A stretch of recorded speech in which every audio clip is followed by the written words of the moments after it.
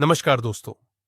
अगर आपको हमारी ये कहानी पसंद आए तो कृपया वीडियो को लाइक करें, चैनल को सब्सक्राइब करें और बेल आइकन जरूर दबाएं। आपका एक छोटा सा लाइक और सब्सक्राइब हमें नई नई दिल छू लेने वाली कहानियां बनाने की हिम्मत और प्रेरणा देता है। आपका प्यार और साथ ही हमारी सबसे बड़ी ताकत है।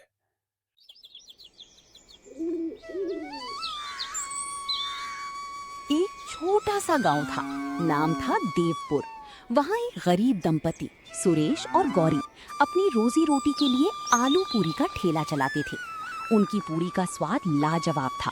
मसालेदार आलू की सब्जी, ऊपर से हरी मिर्च और धनिया की खुशबू और फूली फूली गरम पूरी। लेकिन पता नहीं क्यों अब उनके ठेले पर कोई आता ही नहीं था। उसी गांव में रमेश नाम का एक आदमी भी आलू पूरी बेचता था। उसके ठेले पर रोज इतनी भीड़ रहती कि जगह भी नहीं मिलती थी। दो ग्राहक वही बात कर रहे थे। अरे भाई, ये रमेश की पूरी में वो बात नहीं है। स्वाद तो सुरेश वाली पूरी में है। पर जाने क्यों पैर खुद ब खुद रमेश के ठेले की ओर खिंच जाते हैं। सही कहा रे। पहले तो रोज सुरेश की पूरी ही खाते थे। उसकी आलू की सब्जी में जो तीखापन था वो तो मजा दे देता था। अब तो बस मन ही नहीं करता उसके ठेले पर जाने का। उधर सुरेश अपने ठेले के पास अकेला खड़ा चुपचाप सब सुन रहा था। वो मन ही मन बोला, पहले तो मेरे ठेले पर भी भीड़ लगती थी, अब सब रमेश के पास क्यों जा रहे हैं? क्या उसने कोई जादू कर दिया है? उस रात रमेश ने अपना ठेला जल्दी समेटा। सारी आलू पूरी बेच चुका था।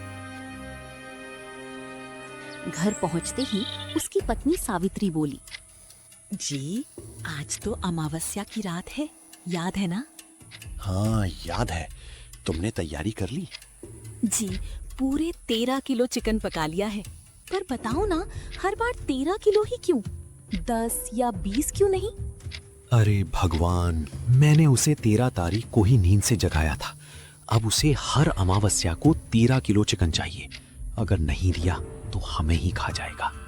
सावित्री कांप गई। क्या आपने उसे जगाया क्यों? रमेश धीरे से बोला, पगली, उसी की वजह से तो हमारी पूरी बिकती है, वरना हम भी सुरेश की तरह बैठे रहते। उसके कारण ही हमारे अच्छे दिन आए हैं। उसका शुक्र मानो। दोनों कुछ देर खामोश रहे। बाहर हवा में अजीब सी सिहरन थी। फिर रमेश बोला, चलो अब सो जाओ, मैं जाकर उसको चिकन खिला कर आता हूँ। आखिर वो कौन है जो हर अमावस्या को 13 किलो चिकन मांगता है? अगली सुबह सूरज की किरणें गांव की पगडंडियों पर फैल चुकी थीं। रमेश अपने ठेले को चमका रहा था। तेल गर्म हो चुका था और पूरी तलने की खुशबू पूरे चौराहे में फैल रही थी। उसके चेहरे पर वही आत्मविश्वास था। आज फिर भीड़ लगेगी। उधर सुरेश अपने ठेले पर उदास बैठा था। बर्तन सजे थी, आलू की सब्जी तैयार थी, पर ग्राहक कोई नहीं। वो मन में बोला, कभी मेरे ठेले पर भी भीड़ रहती थी, अब तो जैसे गांव वालों को मेरा चेहरा भी नहीं दिखता। तभी गांव में शहर से आए एक दंपति दाखिल हुए, संजय और प्रिया। उन्होंने एक गांव वाले को रोका। भाई साहब, हम नए आए हैं इस गांव में, नाश्ता करना है, बताइए कहाँ मिलेगा अच्छा? सबसे बढ़िया नाश्ता तो रमेश की ठेले पर मिलता है। यहीं पास में है। दोनों ने शुक्रिया कहा और चल पड़े। जब वे रमेश के ठेले के पास पहुंचे तो वहां भारी भीड़ लगी थी। अरे जी, यहाँ तो बहुत भीड़ है, कितना इंतजार करें? सही कहा, चलो कहीं और देखते हैं। तभी प्रिया की नजर पास में पड़े एक सुनसान ठेले पर पड़ी।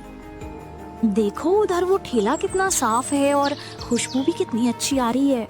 हाँ चलो वहीं चलते हैं। वो दोनों सुरेश के ठेले पर पहुंचे। सुरेश ने उन्हें देखकर मुस्कुराते हुए कहा, आइए सर, मैडम, गरम गरम आलू पूड़ी दूं? हाँ भाई, 2 प्लेट देना, पूरी एकदम फूली हुई होनी चाहिए।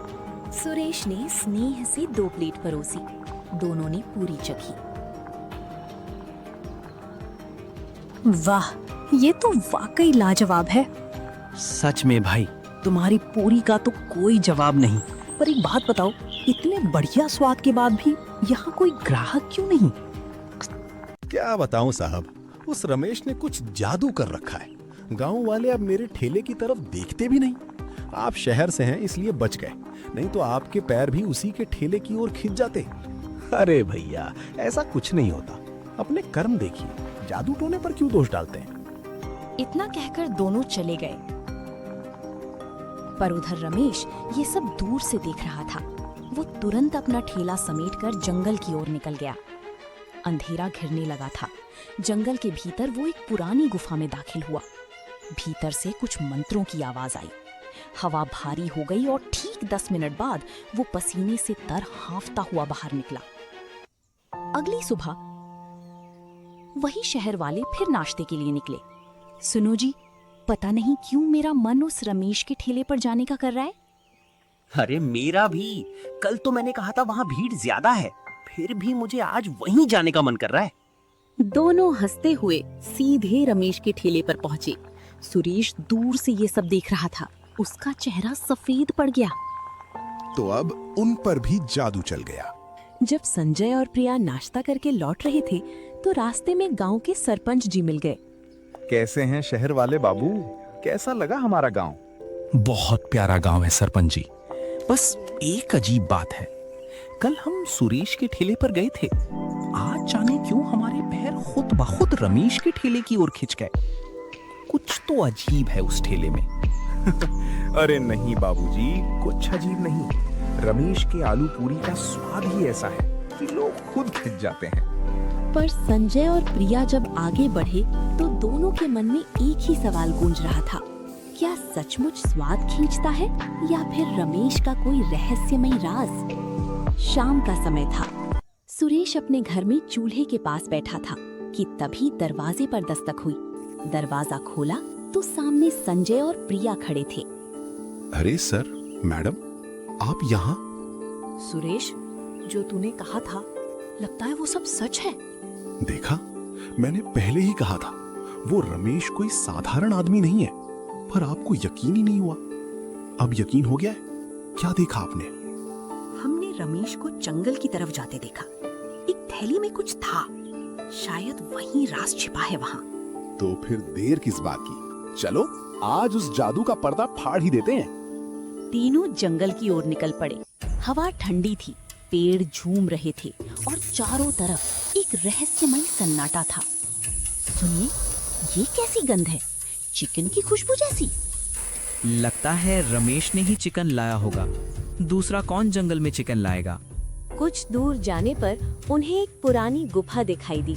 गुफा के भीतर से किसी के बड़बड़ाने की आवाज आ रही थी, जैसे कोई मंत्र पढ़ रहा हो। सुरेश जी सुनो, ये आवाज रमेश की लग रही है। मुझे डर लग रहा है, वापस चले। नहीं प्रिया जी, अब पीछे नहीं हटेंगे, चलिए। तीनों धीरे धीरे गुफा के अंदर गए। उस रात के बाद सुरेश, संजय और प्रिया को किसी ने फिर कभी नहीं देखा। कहते हैं तीनों उसी गुफा में कैद हो गए और रमेश का राज राज ही रह गया। अगली सुबह रमेश ने हमेशा की तरह अपना ठेला लगाया, मुस्कुराते हुए पूरी तलने लगा और इसी तरह खत्म हो गई कहानी एक लालची आलू पूरी वाले की। तो दोस्तों, ये थी कहानी रहस्यमयी पूरी वाला। एक ऐसी कहानी जो हमें सिखाती है कि लालच और धोखा कभी अच्छे नतीजे नहीं देते।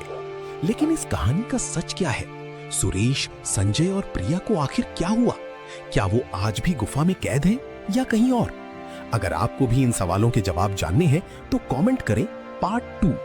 अगर आपको हमारी ये वीडियो पसंद आई हो तो इसे एक प्यारा सा लाइक जरूर करें और ऐसी ही दिलचस्प और मजेदार वीडियो सबसे पहले देखने के लिए हमारे चैनल को सब्सक्राइब करें।